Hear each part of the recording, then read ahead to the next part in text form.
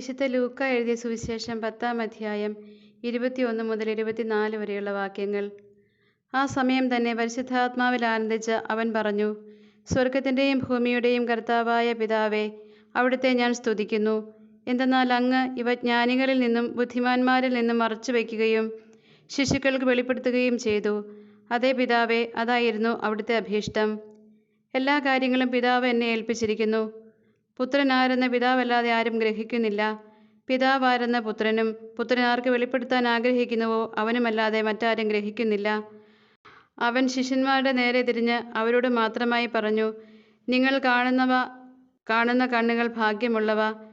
എന്തെന്നാൽ ഞാൻ പറയുന്നു, അനേകം പ്രവാചകന്മാരും രാജാക്കന്മാരും നിങ്ങൾ കാണുന്നവ കാണാൻ ആഗ്രഹിച്ചു, എങ്കിലും കണ്ടില്ല. നിങ്ങൾ കേൾക്കുന്നവ കേൾക്കാൻ ആഗ്രഹിച്ചു, എങ്കിലും കേട്ടില്ല. ദൈവിക രഹസ്യങ്ങൾ ബുദ്ധിമാന്മാരിൽ നിന്നും ജ്ഞാനികളിൽ നിന്നും മറച്ചുവെക്കുകയും ശിശുക്കൾക്ക് വെളിപ്പെടുത്തി കൊടുക്കുകയും ചെയ്ത പിതാവിനെ യേശു സ്തുതിക്കുന്നു. യേശു പരിശുദ്ധാത്മാവിൽ ആനന്ദിച്ചുകൊണ്ട് പിതാവിനെ മഹത്വപ്പെടുത്തുകയാണ് ആ കാര്യത്തിൽ. ദൈവികമായ രഹസ്യങ്ങൾ വെളിപ്പെട്ടു കിട്ടുന്നത് ശിശു സഹജമായ മനസ്സുള്ളവർക്കാണ്, ശിശുക്കൾക്കാണ്. ബുദ്ധി കൊണ്ടും ജ്ഞാനം കൊണ്ടും ദൈവത്തെ അന്വേഷിക്കുന്നവർക്ക്, ദൈവിക രഹസ്യങ്ങൾ തേടുന്നവർക്ക് അത് വെളിപ്പെട്ടു കിട്ടണമെന്നില്ല. ബുദ്ധിക്ക് മറഞ്ഞിരിക്കുന്ന രഹസ്യങ്ങളാണവ. അവ വെളിപ്പെട്ടു കിട്ടുന്നത് ശിശുക്കൾക്കാണ്. നിഷ്കളങ്ക ഹൃദയത്തോടെ കേൾക്കുന്നതെല്ലാം ലളിതമായ വിശ്വാസത്തോടെ സ്വീകരിക്കുന്ന ശിശുക്കൾക്ക്.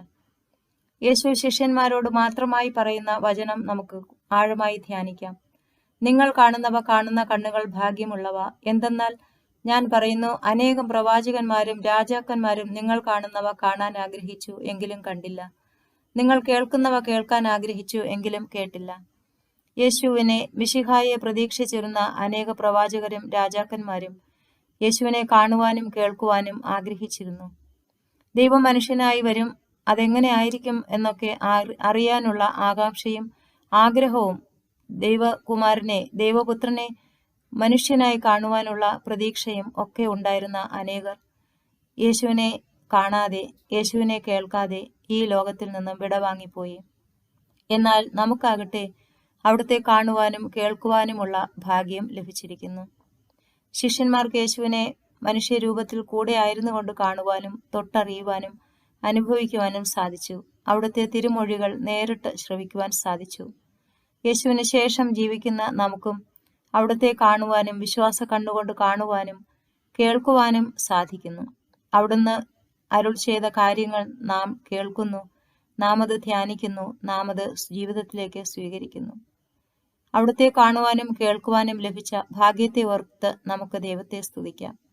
ശിശുവായി ജനിച്ചിരിക്കുന്ന ദൈവത്തിന്റെ മുന്നിലായിരിക്കുമ്പോൾ നമുക്ക് എപ്പോഴും കൃതജ്ഞതയുള്ള ഒരു ഹൃദയത്തോടെ മറിയത്തോടൊപ്പം ചേർന്ന് സ്തോത്രഗീതം ദൈവത്തിന് ആലപിക്കാം.